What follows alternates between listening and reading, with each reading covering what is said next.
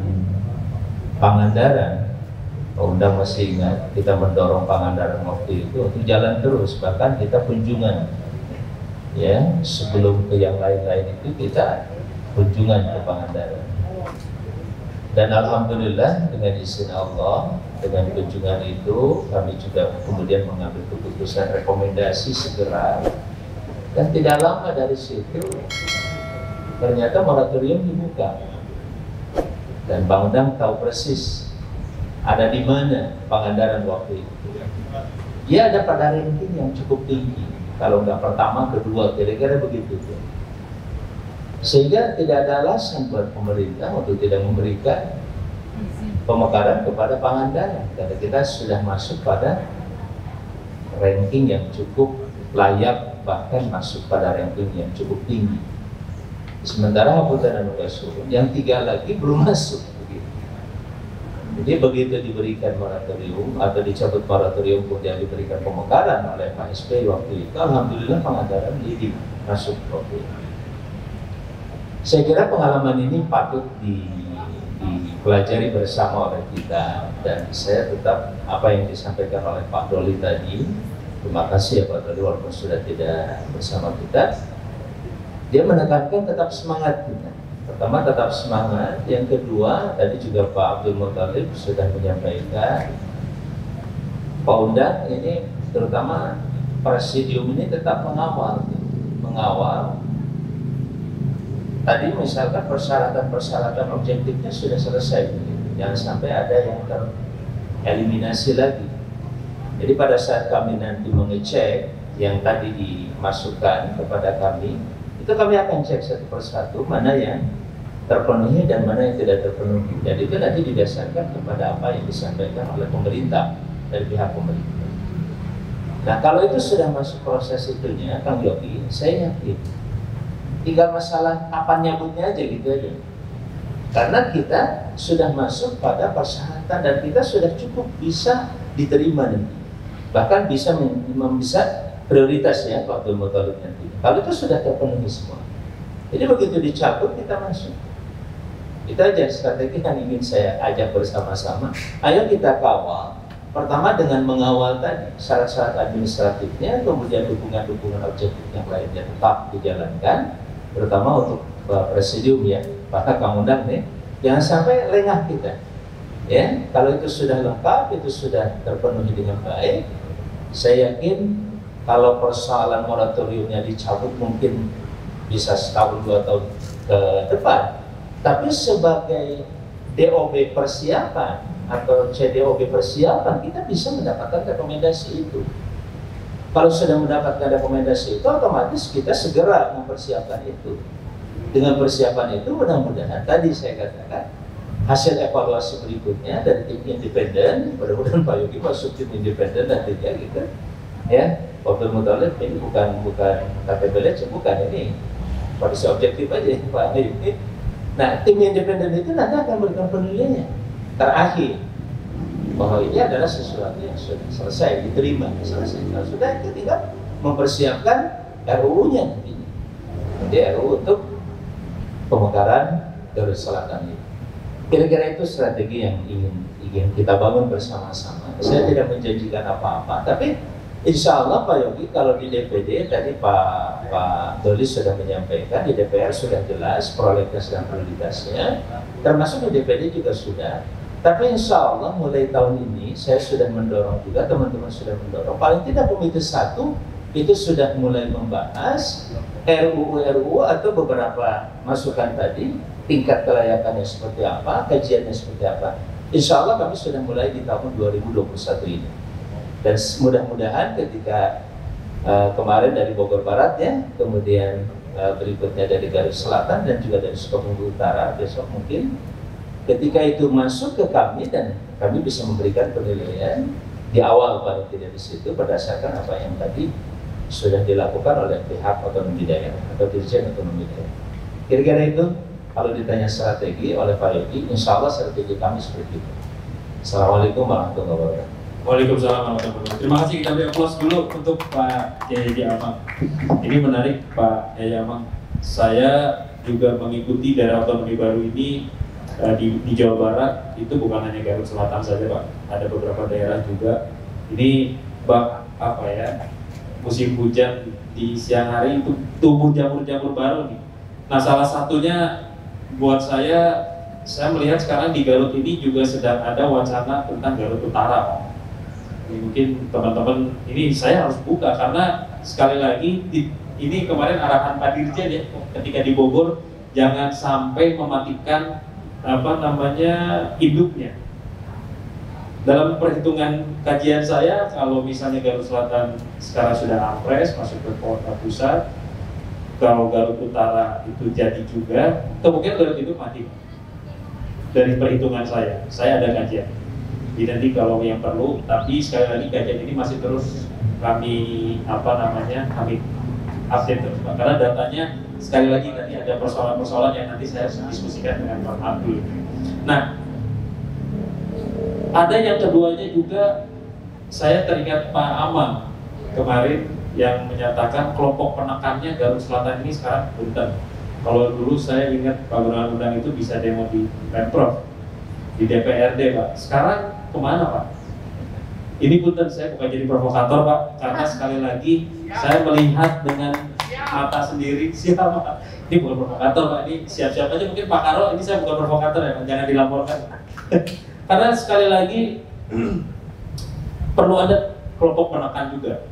Saya melihat di Papua itu teman-teman DP perwakilannya itu mereka berani Pak dengan gebrakan, bukan hanya gebrakan di depan atau dengan bukan kata-kata, tapi dengan gebrak meja di depan forum. Nah ini juga mungkin salah satu strategi mungkin ya Pak Presidium. Mudah-mudahan ada strategi lain di luar teknokrasi. Biarkanlah teknokrasi kami dan teman-teman pemerintahan di Pemprov Jabar dengan Pak, ini ada Pak Kabag juga, Pak Kabag pemerintahan ini yang terus kontak saya sampai saya kemarin ada acara sebetulnya Pak Ahmad. Saya ditelepon langsung sama Pak Dodit 2 kali. Ya udah saya selalu datang. Dan mohon sekali lagi ini ada kelompok-kelompok kepentingan yang jadi penekan juga. Jadi jangan hanya Punten, ini perjuangannya saya lihat justru teman-teman eksekutif sekarang yang gede Pak. Tapi teman-teman Presidium, Punten, saya harus mengatakan itu harus siap ya Pak ya. Siap bergerak. Baik, sekali lagi saya buka forum tanya jawab kepada Bapak dan Ibu sekalian. Tapi saya belum bisa pastikan berapa sesinya. Tapi paling tidak dalam satu sesi itu ada 3 pertanyaan. Tolong teman-teman panitia disiapkan mic-nya. Jadi jangan beranjak dari tempat duduk Bapak, biarkan nanti teman-teman panitia yang bergerak. Melihat kondisi objektif di Kampuang nan jauh di Mato seperti begini. Seperti halnya diapresiasi oleh Pak Dr. Yogi. Ini yang pertama. Yang kedua Pak, apa saja yang sudah kami kerjakan selama 16 tahun masuk ke 17 tahun. Hambatan kami itu adalah berganti-gantinya undang-undang. Selain tadi moratorium dan PP-nya belum diturunkan Pak Dr. Yogi. Pertama, kita menyesuaikan kita mengacu ke Undang-Undang 22. Persyaratan administrasi dan sebagainya sudah sampai ke Pemprov. Tiba-tiba diganti oleh Undang-Undang 32 2004. Kembali lagi Pak ke kabupaten.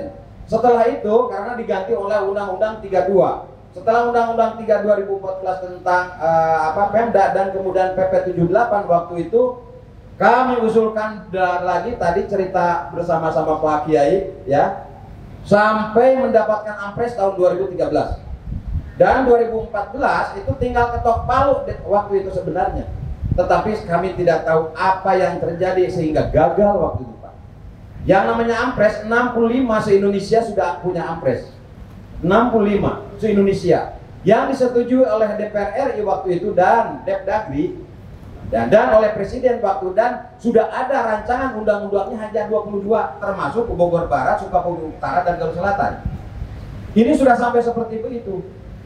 Dengan harapan waktu itu ya diubah oleh periode 2014-2019 DPR RI. Ternyata periode 2014-2019 melahirkan undang-undang pengganti, yaitu Undang-Undang 23 2014 tentang Pemda. Yang hasilnya hari ini Pak, PP-nya itu tadi sudah disampaikan belum turun. Padahal kami itu ya sejak tahun 2017 yang lalu RPP-nya tahun 2016 Pak ya, kami sudah punya RPP-nya. Tapi Presiden belum menetapkan sampai saat sekarang. Itu yang pertama Pak. Yang keduanya revisi pun ya tahun 2006 yang lalu ya itu kan oleh Profesor Dede Mariana. RPP pun Pak sekarang revisi yang kedua oleh muridnya. Oleh Dr. Yogi. Coba, yang meninggal dunia Pak, yang meninggal dunia kemarin ketika pelantikan Korwil ini sudah lebih dari 20 orang Pak. Baik Korwil dan Presiden 1 orang. Ini adalah perjuangan yang sangat berat saya kira Pak. Kemudian berikutnya revisi FS sudah 2 kali Pak. Kemudian perubahan dari desa sudah 2 kali. Yang pertama dan yang terbaru 2019 yang lalu. Revisi dari Kabupaten Induk, Bupati sudah 3 kali rekomendasi dan DPRD sudah 3 kali revisi ya, yang dengan yang terakhir. Kemudian bupatinya itu sudah 5 bupati dan DPRD itu sudah 4 ketua DPRD. Yang terakhir Pemprov sekarang sesungguhnya yang diserahkan sekarang ini adalah revisi yang kedua. Sedangkan rekomendasi gubernur jika 2021 ini revisi gubernur ke pusat, ini adalah rekomendasi yang ketiga karena yang kedua itu revisi dulu. Ya. Jadi begitu beratnya Pak perjuangan ini. Setuju Pak Doktor, tidak hanya bagi Garut Selatan, ya. Coba 2020 hampir 50 juta 27 kabupaten kota. Saya menghitung data BPS, laju pertumbuhan penduduk Jawa Barat 1,39 tahun. 1,39% per tahun. Artinya 2030 itu kurang lebih ada 55 juta penduduk Indonesia. Jika 1 juta penduduk sama dengan atau berbanding dengan 1 kabupaten kota, maka minimal tahun 2030 yang akan datang harus 53 kabupaten kota di Jawa Barat. Dan tahun 2045 harus 65 kabupaten kota di Jawa Barat. Dan saya bisa bertanggungjawabkan data ini karena saya tulis di jurnal. Saya bertanggungjawabkan untuk guru besar saya. Saya bertanggungjawabkan tulisan ini. Secara ilmiah bisa dibuktikan. Artinya apa yang disampaikan oleh Pak Yogi itu benar adanya. Kemudian juga atas nama Forum Jabar Selatan, Pak, mohon dengan hormat untuk Tasik Selatan, Pak. Ya, untuk Tasik Selatan, Pak Karo. Dan kemudian juga untuk Cianjur Selatan, mohon ya diperhatikan juga karena kondisinya begini. Lagi pula kedua CDOB tersebut itu sudah memperoleh persetujuan dari Kabupaten Induk. Usulan konkretnya Pak, FS-nya Pak Dr. Yogi mohon dibantu Pak, karena saya mendengar itu tahun 2021 Pak Karoya sudah dianggarkan juga untuk kedua kabupaten tersebut. Kemudian itu saja barangkali Pak. Harapan saya dari Depdagri, jika itu ada perubahan lagi Undang-Undang 23 2014, maka mohon dengan hormat berkas yang sudah berkali-kali dirubah Pak, jangan kembali lagi kepada kami dan harus direvisi lagi. Bagaimana agar itu tercantum dalam peraturan perundang-undangan. Jangan sampai kami itu dirugikan, terus dirubah, kemudian juga pada akhirnya itu ya perubahan tersebut tidak dihargai, harus dari nol lagi. Itu barangkali Pak. Terima kasih Pak Amang yang sudah mendampingi kami, Pak Yogi yang sudah apresiasi. Pak Duk, bilahi taufiq wal hidayah. Assalamualaikum warahmatullahi wabarakatuh. Waalaikumsalam. Jawa Barat Selatan seringkali mengadakan aksi-aksi di depan Pemprov maupun di DPR pusat.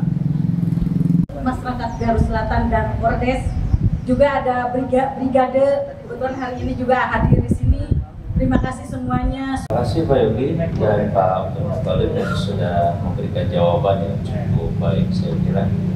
Dan saya akan menambahkan Pak Abdul Muttalib sekaligus juga aspirasi sama dari daerah terutama khususnya di Jawa Barat. Proses ini saya mohon dengan sangat itu segera berjalan begitu ya. Setiap penyerahan kemarin yang hari ini atau juga yang lain-lain juga itu segera di checklist begitu. Secara administratif di checklist, kalau sudah memenuhi persyaratan segala macam ya diperiksakan secara administrasi. Kemudian prosesnya harus berjalan terus gitu. Jangan sampai juga menunggu moratorium. Yang kita tidak inginkan ketika menunggu moratorium itu nanti ada perubahan-perubahan tertentu yang harus dilakukan, akhirnya membuat CDOB tersebut misalkan akhirnya tertunda lagi. Nah, kalau proses ini sudah berjalan, mulai dari pemeriksaan administratif OP sampai kepada segera dibentuk tim independennya, tetap aja berjalan. Nah, kalau sudah final sampai pada tingkat seluruh anggota, katakanlah DPD kemudian DPR juga sudah sepakat, apalagi dengan pemerintah juga sepakat, kita kan tinggal menunggu pencabutan moratoriumnya saja. Jadi begitu dicabut, ini sudah selesai pemeriksaannya, selesai prosedurnya sudah dijalankan dengan baik. Itu yang saya harapkan gitu. Jadi jangan sampai menunggu ya Pak Gubernur. Ini aspirasi kami juga ya, karena DPD itu punya peran pertama tentu legislasi, yang kedua juga pengawasan. Dalam konteks pengawasan kami kembalikan ketika urusan legislasi kepada pemerintah dan juga kepada DPR RI dalam hal ini. Oleh karena itu, secara legislatif di sini tentu harus berjalan dan jangan sampai tertunda kembali.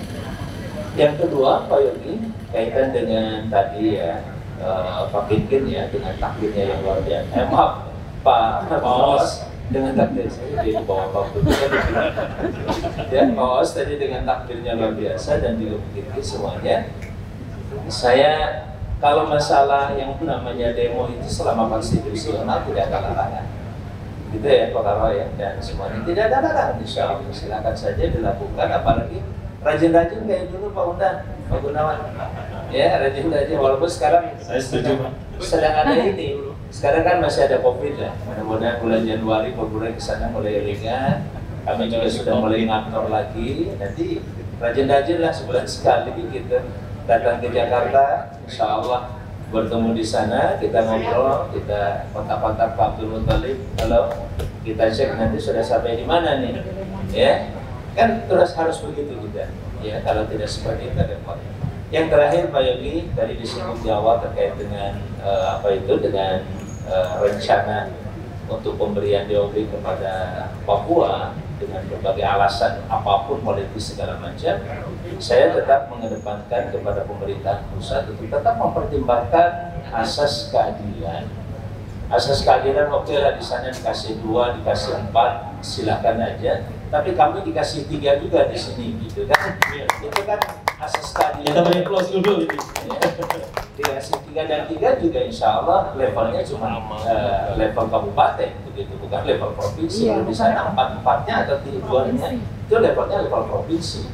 Nah begitu halnya dengan provinsi-provinsi yang lain, mungkin mana yang paling layak dikasih 1, 2. Nah asas ini penting mendapatkan pertimbangan, terutama mudah-mudahan masukan dari Pak Abdul Muttalib nanti ke Pak Dirjen, bagaimana ini minta dipertimbangkan dengan sangat. Karena bagaimanapun terus terang saja, saya sudah membayangkan ketika saya mendapatkan info ini dari Ketua Komite 1 waktu kami kemarin melakukan pleno di Sentul, saya juga bisa memahami secara politis ya tekanan-tekanan dari wilayah timur atau dari Papua khususnya. Tapi saya sedang membayangkan Pak Gunawan Unda, bagaimana dengan kecemburuan yang lain, bisa diredam atau enggak persoalan.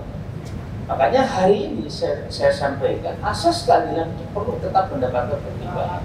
Walaupun tidak sampai 300 tadi, ya kan yang diusulkan 300, yang masuk ke DPD kadang sudah 170-an, termasuk kita sudah masuk semua. Yang paling tidak ya di angka 50 begitu disebar untuk 34 provinsi umpamanya. Itu sesuatu yang saya kira masih cukup rasional dan mudah-mudahan tidak menggoyang fiskal ya dan kondisi keuangan di Indonesia insya Allah. Dan saya yakin itu masih sangat reasonable insya Allah. Itu saja, terima kasih. Assalamualaikum warahmatullahi wabarakatuh. Waalaikumsalam warahmatullahi wabarakatuh. Pelayanan publik, peningkatan kesejahteraan dan lain sebagainya ini akan bisa terwujud secara cepat. Karena saya melihat bahwa baharinya cukup besar dan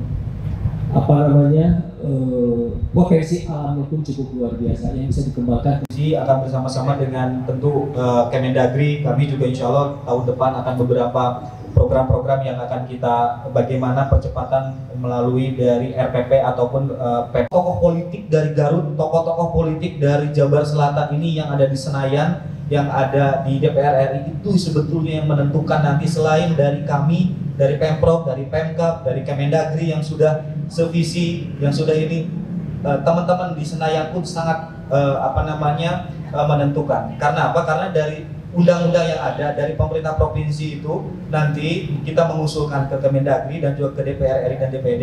Disitulah sebetulnya prosesnya, seperti tadi dijelaskan oleh Pak Undang, begitu panjang. Nah, dengan adanya catatan-catatan ini, mudah-mudahan dengan niat baik semua, dengan acara diserahkannya kita ke pusat, dan alhamdulillah Pak Dali Munte juga ini walaupun kemarin dari Bogor Barat, lalu sekarang di sini dan harus kembali lagi ke Jakarta, begitu semangat. Belum tidur lagi ya? Belum tidur karena beliau datang jam 6 ya Pak ya, kalau tidak salah jam 6 setengah 7. Tepuk tangan buat Pak Dr. Abdul Muttalib Dali Munte ini, kami sama-sama karena menilai kepentingan dari Garut Selatan maupun Jabar Selatan ini. Jadi itu mungkin Kang Yogi, insya Allah dari provinsi kami juga siap untuk terus mendukung, dengan DPD RI juga Pak Kiai Amang juga insya Allah kami akan terus berkomunikasi dengan lewat Pak Gubernur dan juga Bapak Ibu semua. Hatur nuhun semua. Kabupaten keseriusan Kabupaten Garut ya sudah melalui tanda tangan. Tapi ketidakhadiran mereka ya mungkin ada gangguan ya begitu. Mohon maaf, kita tidak bisa bermimpi terlalu jauh. Karena di proses saja tidak. Itu persoalan. Itu saja. Benar. Baik, terima kasih Pak Yamang. Kita beri aplaus sekali lagi buat perwakilan kita di pemerintah pusat. Mudah-mudahan bisa mempressure juga pemerintah Pak dari teman-teman DPD. Oleh sebab itu, marilah kita bersama-sama tadi strategi-strategi, cara-cara sudah disampaikan oleh Pak Ahmad Dali Munte, sudah disampaikan oleh Kang Yogi, apalagi di sini Pak PG.